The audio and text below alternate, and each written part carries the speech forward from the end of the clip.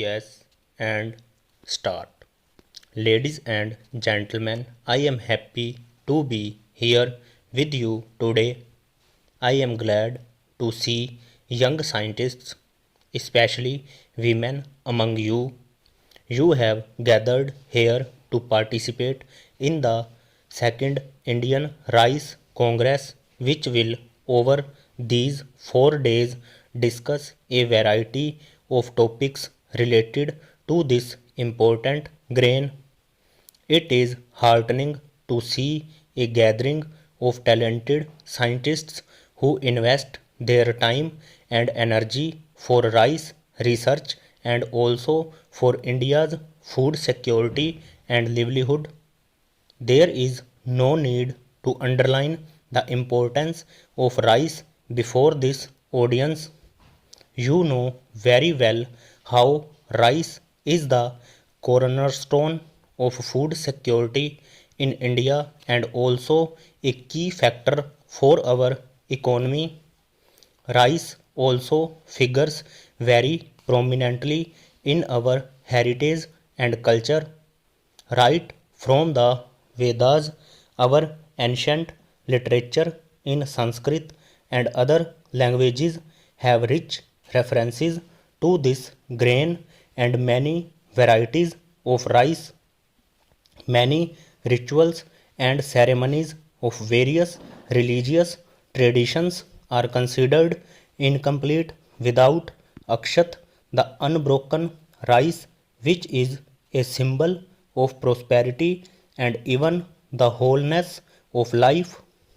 In many parts of India, the first solid food given to a child is usually something made of rice. It also features in famous legends and myths. I am sure you remember many tales, such as the one about Sudama's rice, which underlines the bonds of love between old friends. Rice is rightly called the grain of life.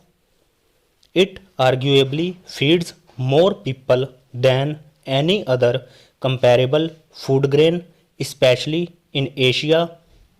India, of course, has been the biggest exporter of the grain, helping people in other parts of the world ensure basic food security and also letting them savor different rice varieties. Ladies and gentlemen, though India is the leading consumer and exporter of rice today, the situation was different when the nation became free. The National Rice Research Institute was established in 1946, soon after the Great Bengal Famine and just before we won independence. In those days, we were dependent on imports to meet our food requirements, and often the nation lived what was called a ship to mouth existence. If the nation could overcome that dependency and has become the largest exporter, a lot of credit goes to the NRRI. The institute has contributed immensely to India's food security and also to enhancing farmers' lives.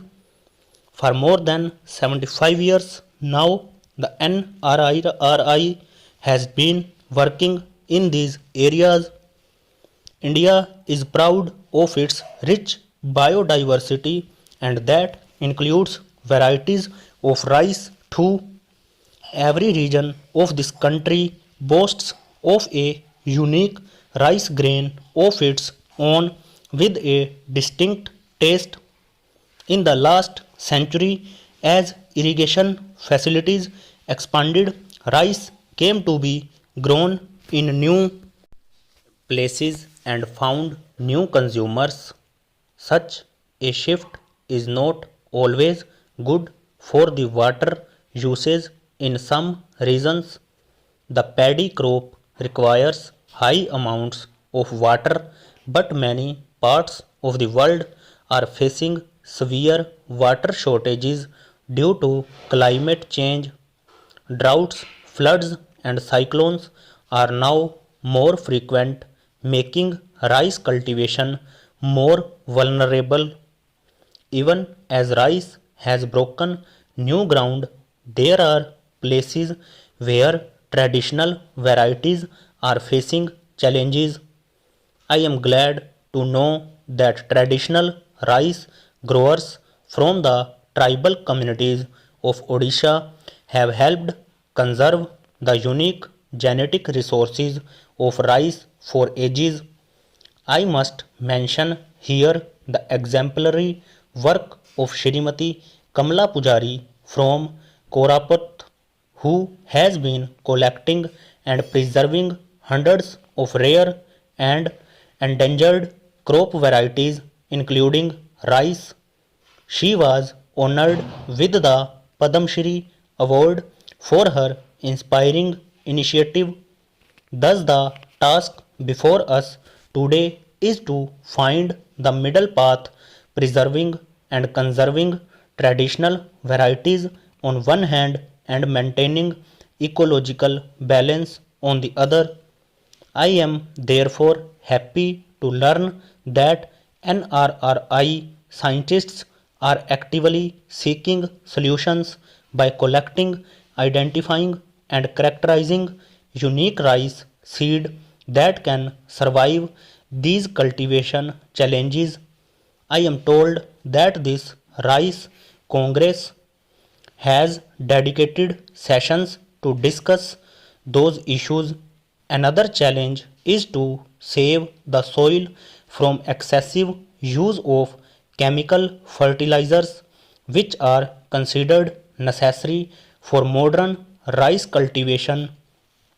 We need to reduce our dependence on such fertilizers in order to keep our soil healthy. I am confident our scientists are at work to devise eco friendly rice production systems. Ladies and gentlemen, as rice forms the bedrock of our food security, we must consider its nutritional aspects too. Large sections of low income groups depend on rice, which is often the only source of daily nutrition for them. Therefore, delivering protein, vitamins, and essential micronutrients through rice can help combat malnutrition. I am told it has developed India's first high protein rice called CR Dhan 310, which will help us in improving the country's overall nutritional profile. I am glad to learn that NRRI has also released a hygienic rice variety. The development of such bio-fortified varieties is an ideal example of science in the service of society. More and more of such efforts will be needed to support the increasing population amid a changing climate in the country over.